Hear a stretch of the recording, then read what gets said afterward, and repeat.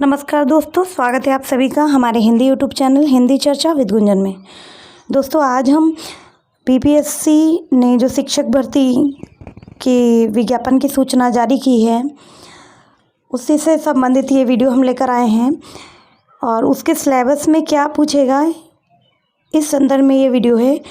दोस्तों, जो भाषा 2 है यानी कि जो माध्यमिक, प्राथमिक, उच्च माध्यमिक में जो भाषा 2 का सिलेबस होगा फर्स्ट पेपर में, जो कि हिंदी विषय का होने वाला है, उसके अंतर्गत किस प्रकार का सिलेबस आएगा, यानी किस प्रकार के टॉपिक के प्रश्न आएंगे। हिंदी तो आएगी बट किस प्रकार के प्रश्न आएंगे, इस संदर्भ में सूचना लेकर आए हैं।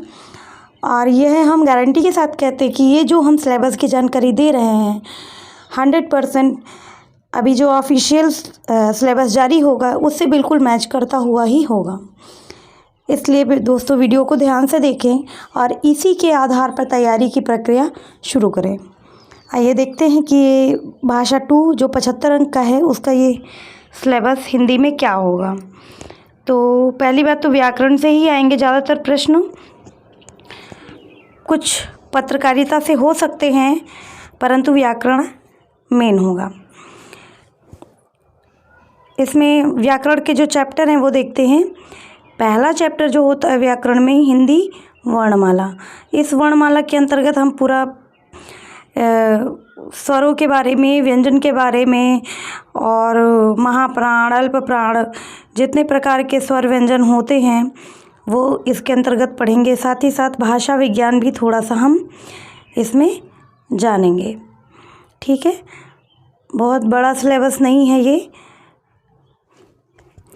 फिर उसके बाद जो चैप्टर आता है वो तद्भव, तत्सम, इस प्रकार के प्रश्नोत्तरी एग्जाम में आ सकती है, इसमें संबंधित प्रश्न आएंगे। फिर आता है पर्यायवाची शब्द। पर्यायवाची शब्द हमें सरल से लेकर कठिन की ओर जितने भी शब्द होते हैं उनकी पर्यायवाची शब्द अनिवार्य रूप से आएगी। बहुत सरल पर्यायवाची नहीं आएगा और इसलिए थोड़ा हमें इसे ध्यान से पढ़ना होगा। फिर आता है विलोम शब्द, ये अपोजिट है, ये भी आएगा। 2-4 प्रश्न तो आएंगे ही आएंगे विलोम के, 1-2 प्रश्न। अनेकार्थक, क्योंकि व्याकरण का पूरा पोर्शन वो कवर करेंगे 75 प्रश्न में। अनेकार्थ शब्द में, अनेकार्थ शब्द के अंतर्गत भी बहुत सरल वाले भी नहीं होंगे तो बहुत कठिन भी नहीं होंगे, सामान्य प्रकार के आएंगे। अगला चैप्टर व्याकरण में आता है जो छठा चैप्टर होगा, वाक्यांशों के स्थान पर एक शब्द। जो विभिन्न शब्दों के स्थान पर एक शब्द होते हैं वह जरूर आएगा। इसमें के 2 प्रश्न तो कम से कम आने ही आने हैं। फिर है समरूपी भिन्नार्थक शब्द हैं, समान रूप से जो भिन्न अर्थ में जो भिन्न होते हैं उस प्रकार के ये शब्द होते हैं। फिर यहाँ पर हम देखते हैं अगला चैप्टर जो व्याकरण के अंतर्गत है, अशुद्ध वाक्यों को शुद्ध करना। इसमें कई प्रकार के अशुद्ध शुद्ध होते हैं, वर्तनी के आधार पर होते हैं, व्यंजन के आधार पर होते हैं, शब्द के आधार पर अशुद्ध वाक्य होते हैं, वाक्य के आधार पर अशुद्ध वाक्य होते हैं। तो ये शुद्ध अशुद्ध वाक्य आएंगे। अगला चैप्टर है लिंग। लिंग से भी 2 से 4 प्रश्न आप लोग ध्यान में रखकर ही चलिए, बहुत सरल नहीं आएंगे क्योंकि नेगेटिव मार्किंग भी ऐसा सुनने में आया है कि हटा दी जाएगी। तो यदि नेगेटिव मार्किंग भी नहीं है और प्रश्न हमारे 75 हैं और ये मेरिट का आधार भी होगा तो मान के चलिए थोड़ा सा डीप पढ़ना होगा हमें। फिर अगला चैप्टर आता है वचन।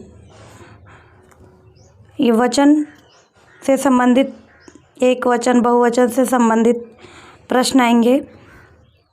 कठिन नहीं है, सरल ही है, लेकिन हमें इन्हें पढ़ना होगा क्योंकि इसको भी टच ज़रूर किया जाएगा। 1 से 2 प्रश्न ज़रूर आएंगे इसमें।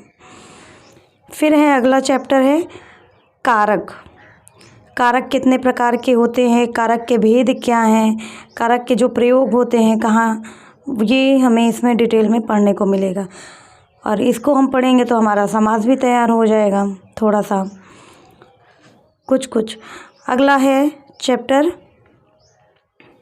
हाँ कारक हो गया है, फिर आएगा संज्ञा एवं सर्वनाम। ये हमें अच्छे से पढ़ना होगा क्योंकि इसमें फिर संज्ञा के कितने भेद हैं, सर्वनाम के कितने भेद हैं और किसके कहाँ प्रयोग हैं, ये हमें अच्छे से समझना होगा। ये चैप्टर हो जाएगा। इसका भी प्रश्न, कई सारे प्रश्न बनेंगे इसमें। अगला चैप्टर होता है विशेषण का। ये विशेषण का चैप्टर है। विशेषण का प्रश्न अनिवार्य रूप से ही आना है और विशेषण कई बार संज्ञा और सर्वनाम को साथ में रखते हुए विशेषण पूछा जाएगा, दोनों जैसे भी पूछा जाएगा, लेकिन 4 से 5 प्रश्न हो सकता है पूछ लिए जाएं। अगला चैप्टर है क्रिया। क्रिया के प्रश्न, क्रिया के भेद, क्रिया किसे कहते हैं, क्रिया के प्रकार, ये इसमें इसके अंतर्गत आप जानेंगे। अगला चैप्टर आता है काल। काल कितने प्रकार के हैं, है ना, काल के भेद क्या हैं। फिर अगला चैप्टर है वाच्य। ये बहुत महत्वपूर्ण चैप्टर ये भी है दोस्तों। 2 प्रश्न वाच्य से अनिवार्य रूप से ही पूछेगा कम से कम। अगला चैप्टर है अव्यय का। अव्यय का चैप्टर से भी 2 से 4 प्रश्न अनिवार्य रूप से पूछना है। फिर आता है अगला चैप्टर उपसर्ग। 2 से 3 प्रश्न इसमें भी हम मान के चलते हैं। कम भी पूछ सकता है, ज़्यादा भी पूछ सकता है, परंतु चैप्टर में से कोई भी टॉपिक वो छूटता नहीं है, सब में के प्रश्न पूछते ज़रूर हैं। तो इसलिए हमें सबको ध्यान में रखते हुए तैयारी करनी होगी। अगला चैप्टर है प्रत्यय। प्रत्यय का चैप्टर जरूर से आएगा। फिर संधि से 4 प्रश्न तो कम से कम पूछेंगे। स्वर संधि, दीर्घ संधि, स्वर संधि, व्यंजन संधि, विसर्ग संधि में से मिला करके 3 से 4 प्रश्न वो पूछ ही लेंगे। अगला चैप्टर है संधि के बाद आता है समास। ये व्याकरण का बहुत महत्वपूर्ण हिस्सा है। इसमें के प्रश्न अनिवार्य आने हैं। विराम चिन्ह के 2 प्रश्न आएंगे हर हाल में। मुहावरे और लोकोक्तियाँ भी 1 से 2 प्रश्न जरूर आने हैं। उसके बाद आएंगे रस की ओर। जब 9 रस हैं, 9 रस में कुछ भी पूछ सकता है रसों के बारे में।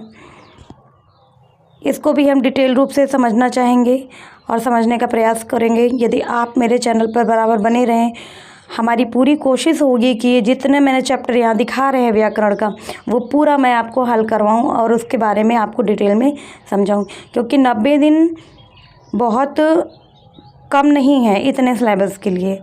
बहुत छोटे सिलेबस हैं, जल्दी ख़त्म हो जाते हैं, बस देखने में बड़े लग रहे हैं। बस तैयारी हम सिलेबस के अनुसार करेंगे तो पास ज़रूर हो जाएंगे और हम शिक्षक ज़रूर बन जाएंगे।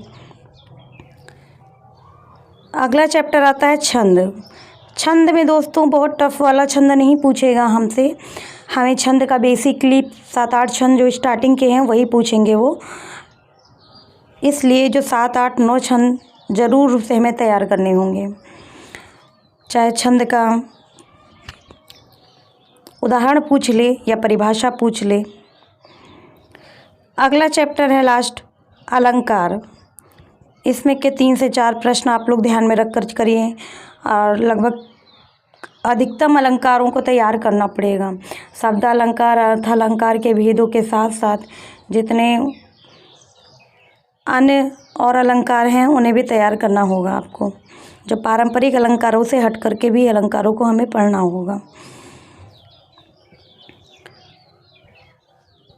और दोस्तों ये व्याकरण जो हम यहाँ पर चैप्टर आपको ये सारे चैप्टर दिखा रहे हैं, ये चैप्टर ना सिर्फ जो भाषा का जो पार्ट 2 चैप्टर है, प्रथम प्रश्न का जो पार्ट 2 हिंदी का है, न सिर्फ उसके लिए महत्वपूर्ण है बल्कि यदि हम माध्यमिक उच्च माध्यमिक के लिए तैयारी कर रहे हैं, विषय के शिक्षक बनना चाह रहे हैं, हिंदी विषय के शिक्षक बनना चाह रहे हैं, उनके लिए भी अत्यंत उपयोगी है।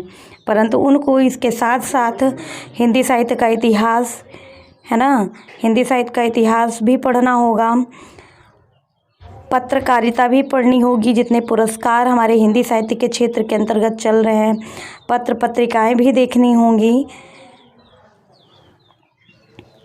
और साथ ही साथ जो 9th 10th 11 12 और 6 7 8 में हिंदी की पुस्तक चल रही है, उससे संबंधित भी प्रश्नावली तैयार करनी होगी।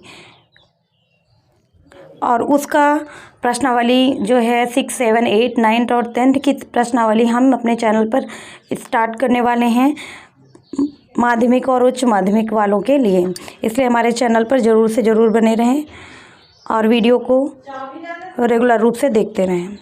और वीडियो कैसा लगा हमें ज़रूर बताएंगे कमेंट बॉक्स में।